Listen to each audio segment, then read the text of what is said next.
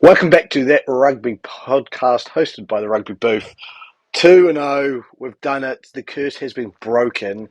But what Yeah. I learnt over the weekend is that as much as a curse can be broken, sometimes curses outweigh curses. And what I didn't realise until the kickoff, Mm. right before the kickoff of the game, and they put the stat at the bottom. Obviously, 6 years, 3 months since the All Blacks had won in Wellington. That was the big curse, the curse that was getting Yeah. talked about. What doesn't get talked about enough is the curse that the Wallabies have not won in New Zealand since 2001. So I think Mm. what has actually happened here in this situation is the curse that we all thought was the problem got outcursed by Yeah. obviously the Wallabies' inability to win in New Zealand. I think it dates back to 2001 in Carrisbrook and Dunedin. So, as much as this was kind of like a T-ball game for Wellington. You put the ball on, all they had to do was hit it. It wasn't no fast pitch. We didn't have any tough teams coming. It was Australia Yeah. who have yet to win in New Zealand for 20 plus If, years. if, there, if there was going to be a game that New Zealand won in Wellington, it was going to be this one. This is everything lined up for New Zealand to win this game. But superstitions aside, let's talk about the actuality Actual of game. events that happened in this game. Now this is going to sound weird, but I was actually more impressed with this Wallabies performance than I was with the one last week where they nearly came back. Now you might be thinking, Husey, there's a 20-point difference in this game. The last one it was close as. Why would you say that? Well, the reason is because New Zealand were a lot shitter last game compared to this game. New Zealand were more back to All Blacks form, and yet we saw the Wallabies unafraid to take it to New Zealand, especially in the early portions of the game, whereas last week they started off slow.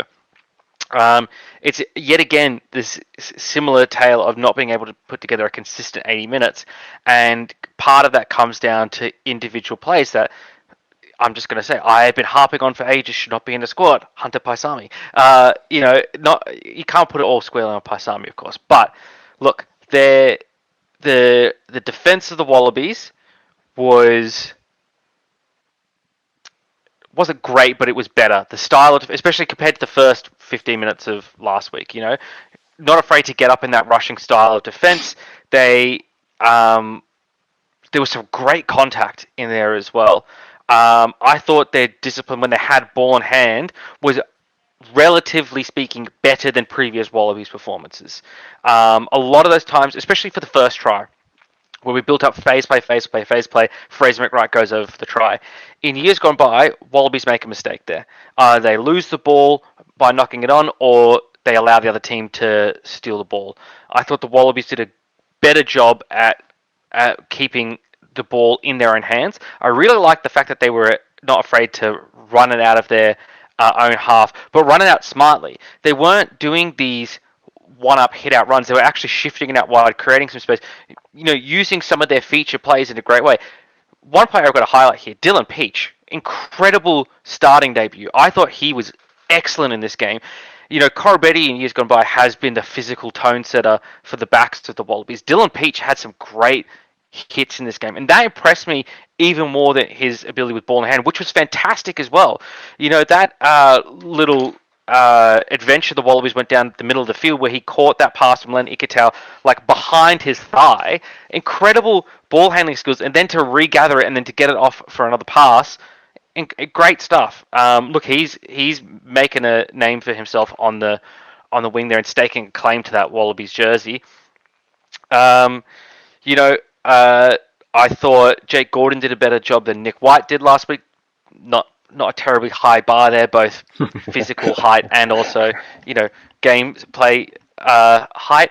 Uh, Noah was okay. I still think that when for the spring to attain Edwards going to be the number one option at 10, because I don't think Noah's done enough to firmly seal that job for his.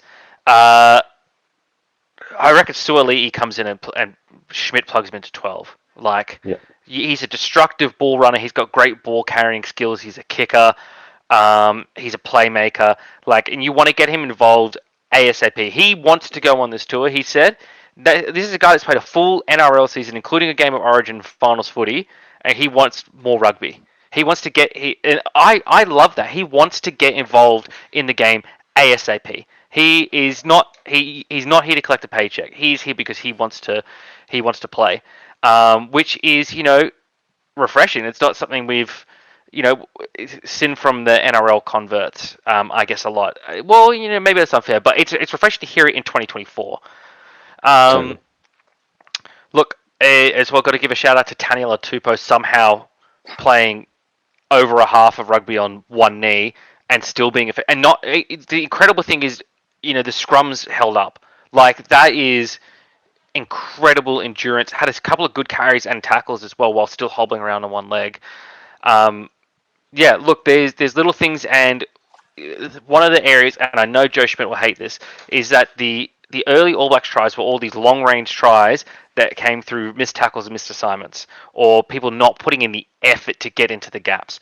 That is killer. You shut those down, like you see the Springboks doing, pursuing every play, never giving up.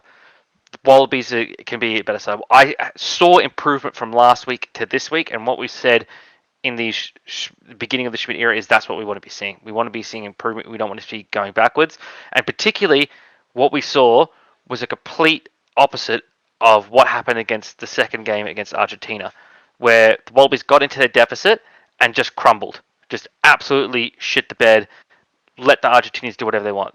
Maybe it's because the Bledisloe means, well, even though the Bledisloe was out of reach as a game against the All Blacks, they didn't give up at any stage. They were fighting right to the end, which you have to respect. And I'm excited to now see what the Wallabies do against their Northern Hemisphere opponents. Yeah, it's a tough one, as you said. I think they played well enough to deserve more from that game, but I think they'll be bitterly disappointed with that second half. Like as you said, the Yeah, consistency. Like they looked really, really strong in that first half, where it was like, okay, this could be one of those games again, a fine margin.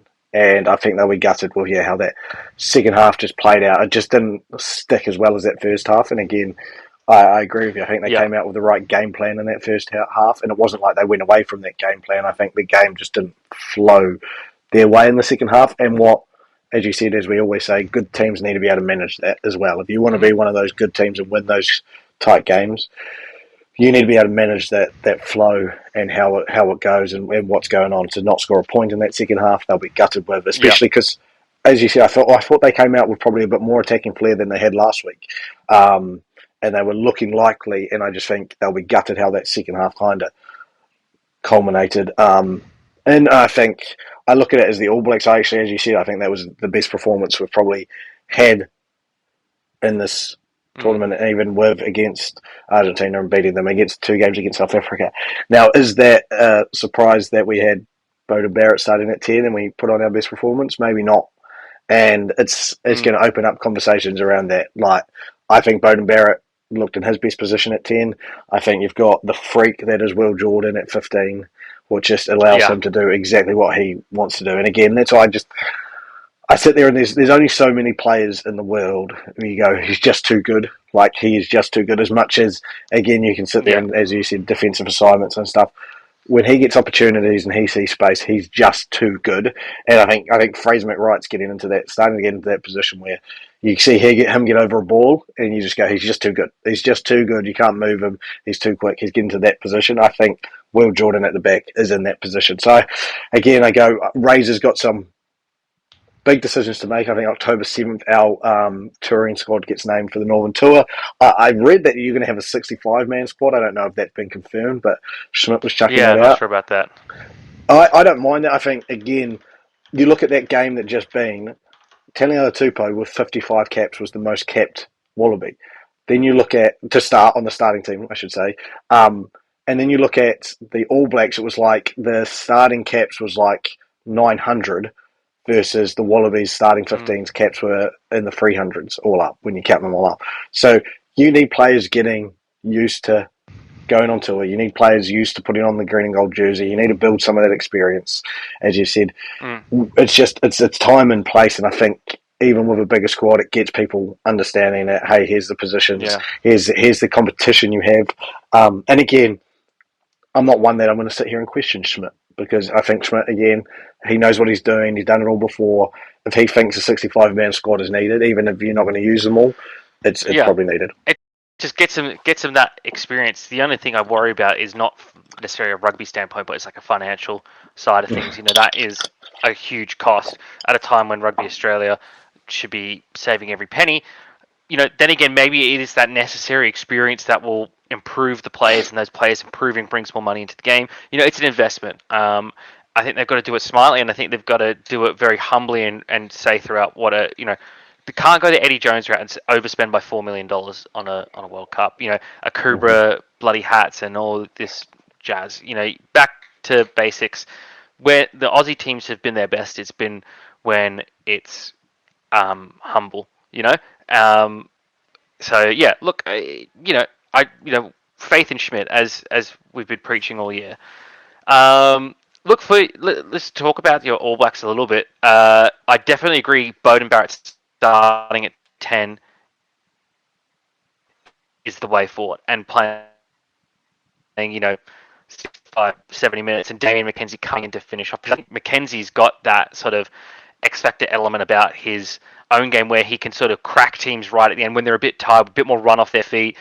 Not quite, I would say, the maestro at the international level that he is in Super Rugby, and that's fine. Like, there's nothing wrong with it. You need still players though, that you need that depth in there.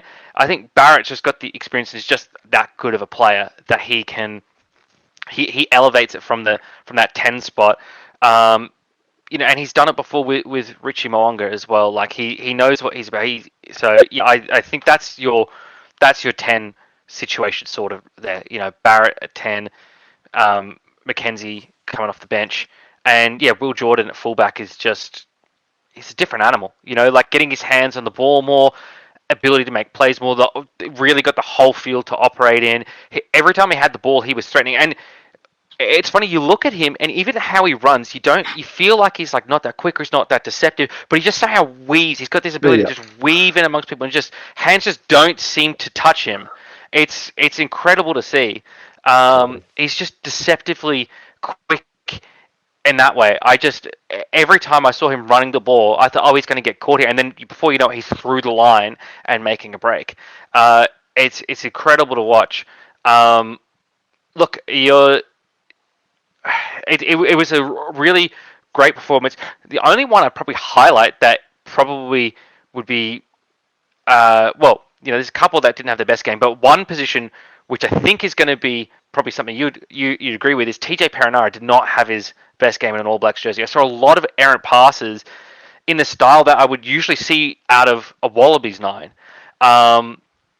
For TJ, obviously very big shoes to fill with Aaron Smith's departure.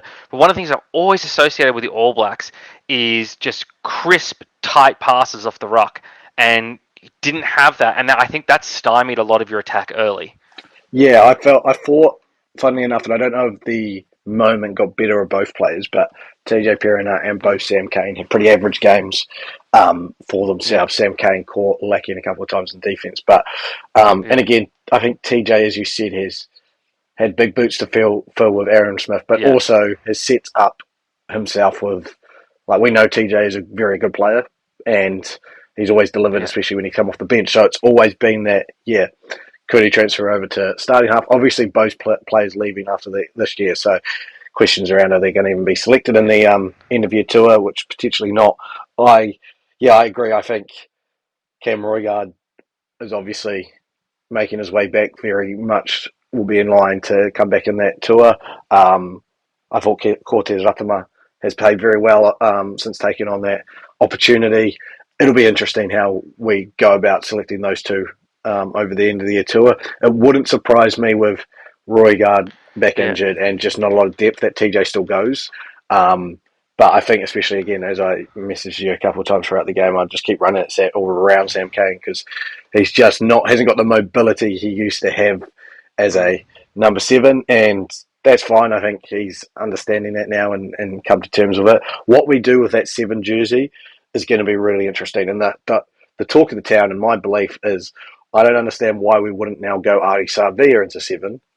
And the reason I say that, I think we've got enough quality number 8. I look at Hoskins Tutu. I look at even Wallace Atitu, who's put his foot down on that number 6 jersey. The move he did on Matt Fessler to get on the outside and set up, I think, the Severus try in the end was incredible. And I go, so if he's shown that he can play 6 and backed up Razor's faith in him, put them at 8. Can we go someone else at 6 and try a few things? So I think this end of year tour squad's going to be interesting. I think Yeah. the whole the positional battles that we're going to see throughout for both of our teams, I think are going to be fascinating. You mentioned, I think if you take 65 players, I think 10 of them maybe fly halves just to see if you can find the answer in that Yeah. fly half position.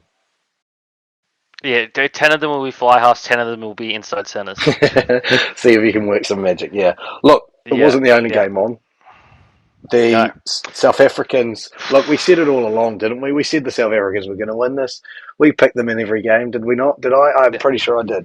I'm pretty sure I picked every single game. I said South Africa were not going to Yeah. win. No, look, Pretty they came big down South and they Africa did their fans here. business. Just always been on board. Rassie, just great overall bloke. Greatest coach of all time. Great, yeah, just great, even better than the coach just won World Cup. Rassie's never put a foot wrong.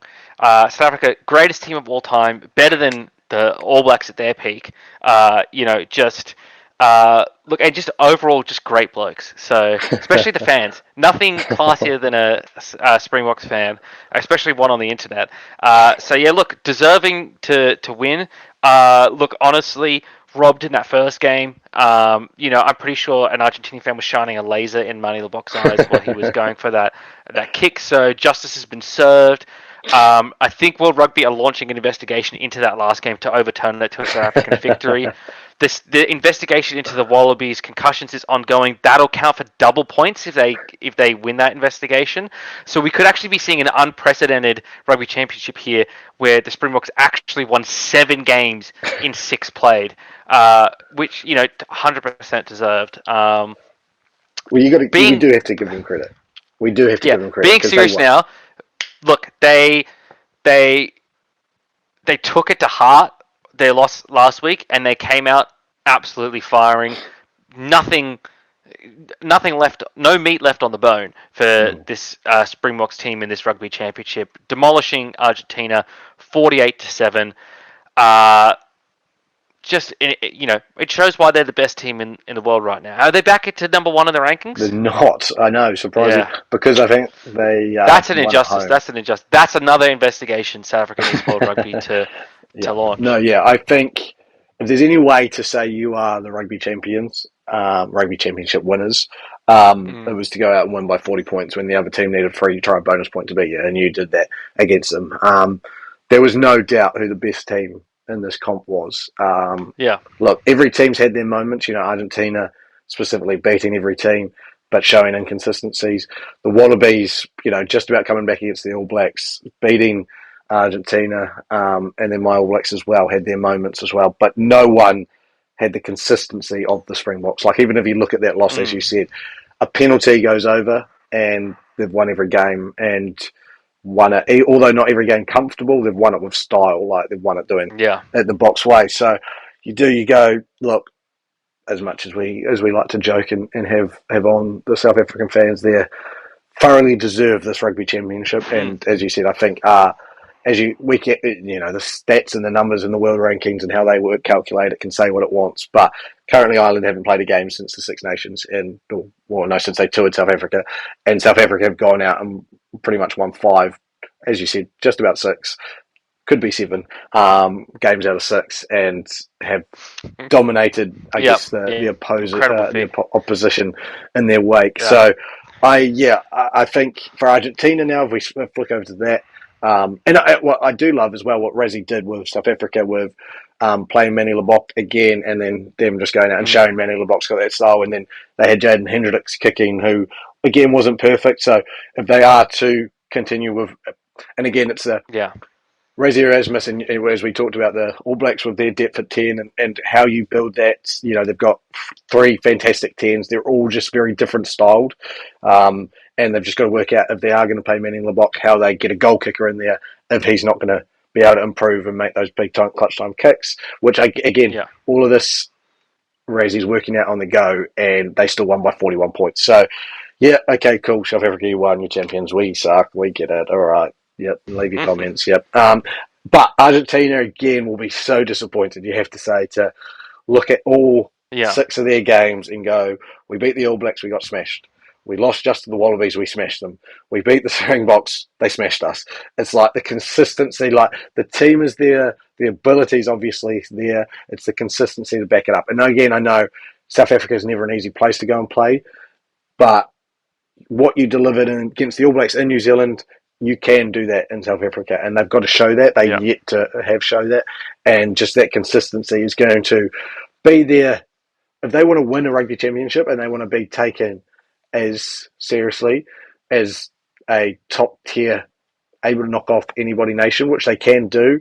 But at any point, at any time, they just need to get more consistent. You look back to the 2003 World Cup, they win a quarter final against Wales, which was a very good win, and then they get pumped by 50 by New Zealand. And it's like, that's just something you cannot do at that level. You can have those moments, you know, we've beaten by South Africa by 50 points, they've beaten us by 30 points. I remember the game before the World Cup. Those moments in those games can happen, but for that, they have to be blue moons, and they have to be, look, that happened. Even if you look at our results against South Africa, even your results against South Africa, all games were competitive and they were in the fight. And again, they may have run away with it a little bit at the end, but the fight was there.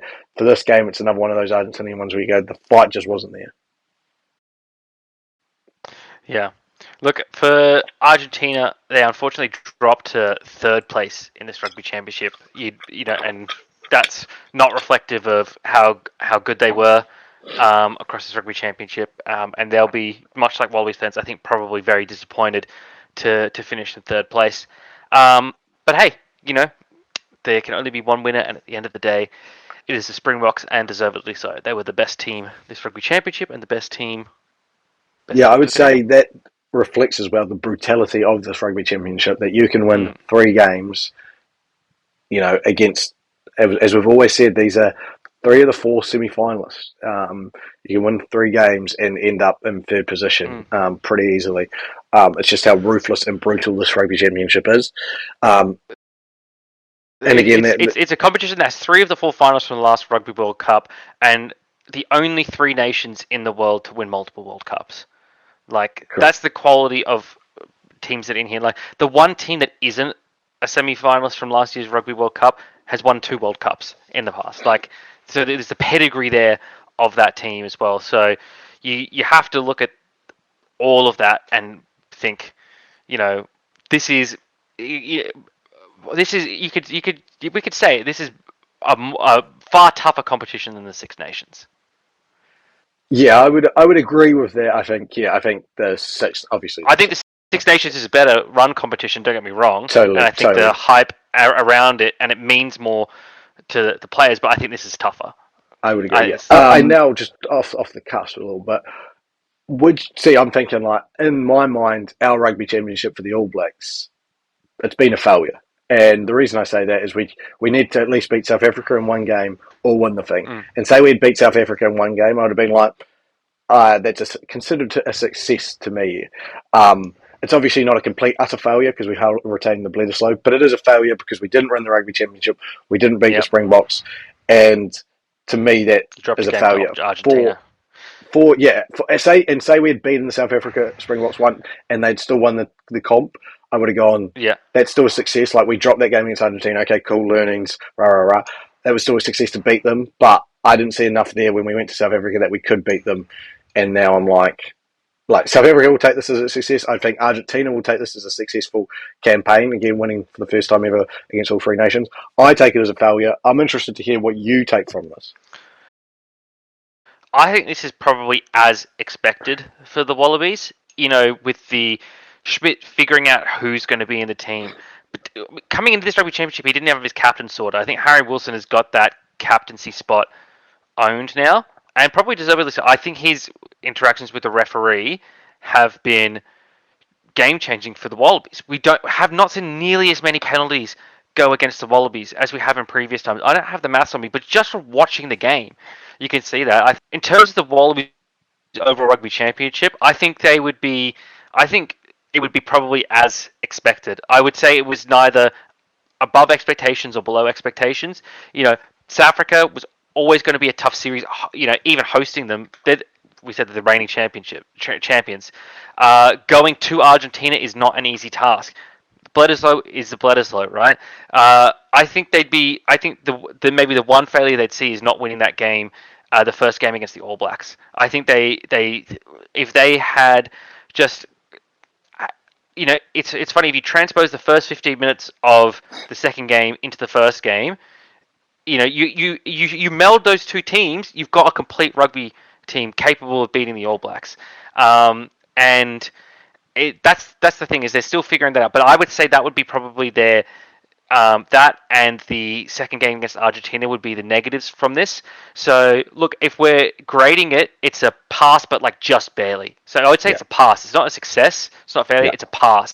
This is probably about what coaching stuff, but what the success they would take from it is that there was growth. Is yeah. that you take the Wallaby squad from the last game of this Rugby Championship, you compare it to the Wallaby squad from the first game of the Rugby Championship, massive improvement. Massive improvement across all areas. And I think that is the part that they would see success in. Nice, yeah, I agree with it. I think it's hard. That's why I was so intrigued to hear your opinion because, like, to me, it's a failure for the All Blacks, which is again sometimes you've got to fail Yeah. to succeed. I think again, as I said, success for both of those other teams, but for you guys, you're in an interesting time and an interesting moment. So yeah, Yeah. last little bit, I just wanted to now that the Rugby Championship again has finished, I thought, look, we've seen our teams, and as I said, it's been a failure for me, a pass for you guys.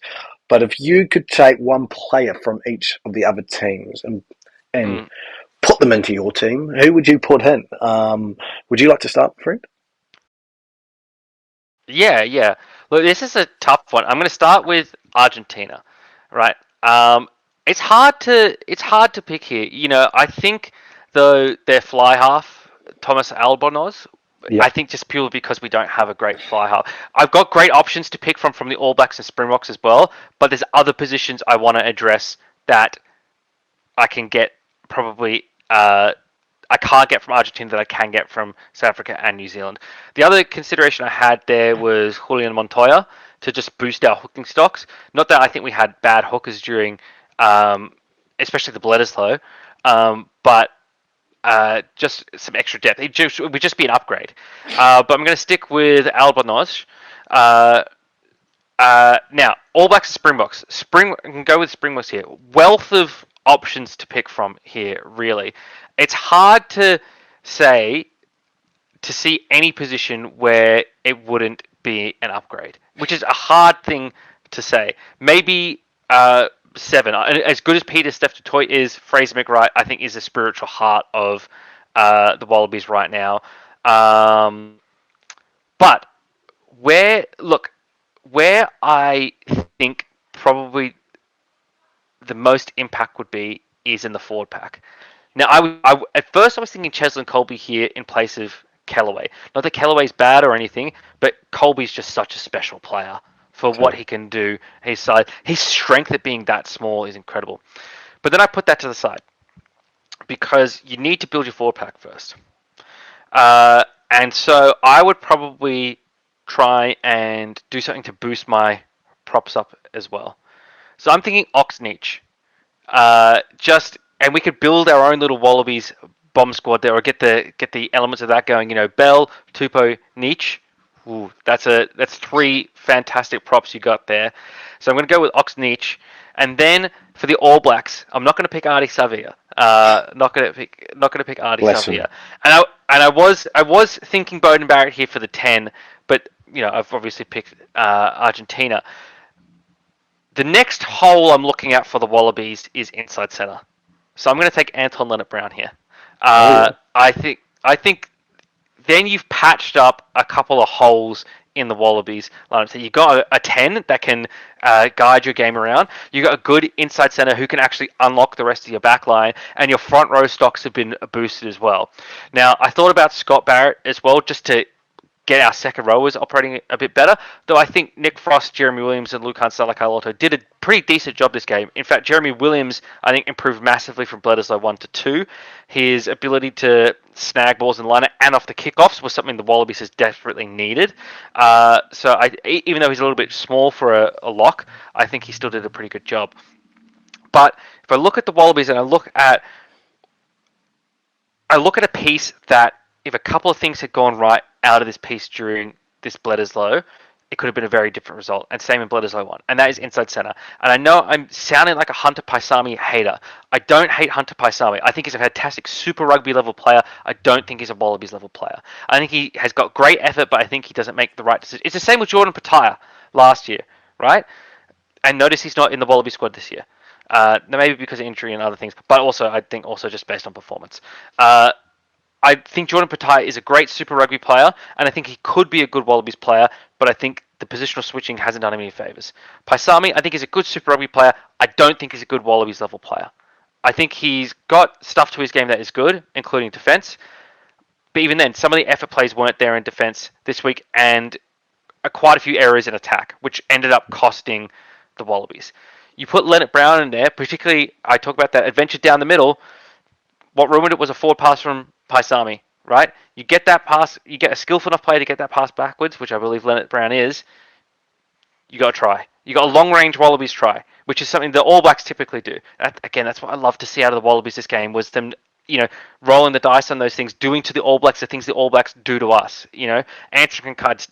So, I think Anton Leonard-Brown from the All Blacks would be my pick. And I think that's probably going to be a surprise for a lot of people because, Artie Savia is there. Scott Barrett to boost up our second row stocks. Even, Ethan DeGroot or Tyrell Lomax for front row, again, to support that position of need. Beauden Barrett is probably the most obvious one that people are like, why would you not pick Beauden Barrett when you've got Noah Lolesio? Well, look, I picked a different 10. I've picked Tomasz, or Albanosh, is his last name, Tomasz first name. So, that would be great. You'd have Beauden Barrett start, Albanosh finish. No, I need an inside centre who can not lose me the game. Yeah, And in I don't fact, mind that. I help me think win the you game. plug the holes that, as you said, you needed to plug. I'm going to do a similar thing. And I'll start with Argentina as well. I'm taking Butrano, the number 9. As we said, I don't know if TJ Perenara is, again, on his way out. Caught Stratama, very young 9. Butrano's been there, done that, and I think performed at a very high level throughout this. I think started every single game, played many minutes in every single game. I don't think he started this last one. Maybe he didn't. Well, there, and that's probably why they got pumped by Yeah. 40 points, interestingly enough. Yeah. So I'm going Petrano just to fill in. I don't know where he slots in. I don't know if he starts over TJ. I don't know if he comes in. But again, I think if I'm taking someone from there and I don't need to take a 6 like a Pablo Matera, I'm taking Petrano. I think he's the 19 combo again with Albinos when they've won has tended to be really good. Going over to the Wallabies, I had a few options and it was tough because I sat there and again I went, what do we need? And I was like, look, Bobby Valentini has, again, he looked really good in that game. We need a 7, but I'm thinking long term here. And I've loved every minute of watching this player play. And I think he would actually slot into our number 1 jersey well. I'm taking Angus Bell. I don't think you take another player. Again, every time he's out there, you've mentioned you talk about energy a lot from the Wallabies. And if there's one player who exerts energy just anytime he touches the ball, anything he does, it's Angus fucking Bell. And so I'm taking Angus Bell. And the reason I didn't take Fraser McWright, who, again, may be like the Beauden Barrett to your Fraser McWright, is because I'm going to take Peter Stuyvesant, or the Tuit.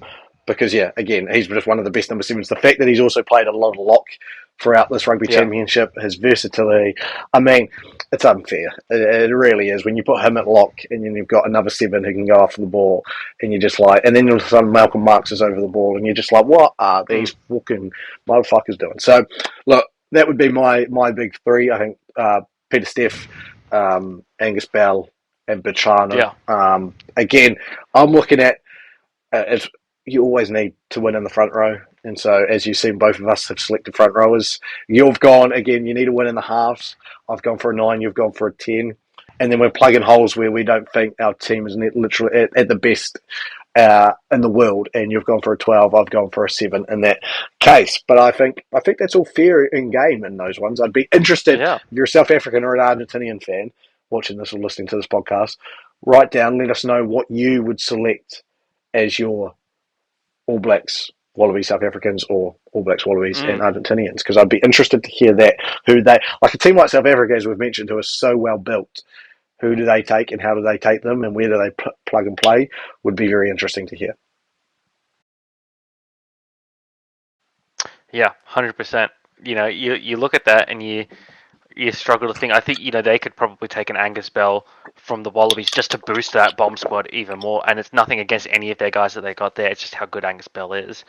Uh, I'm going to pick for South Africa here. Well, there you go. All Blacks, no one. They're not going to take any All Blacks. They're all way better than the All Blacks. No, I actually think they would take. I think they would take Bowden Barrett.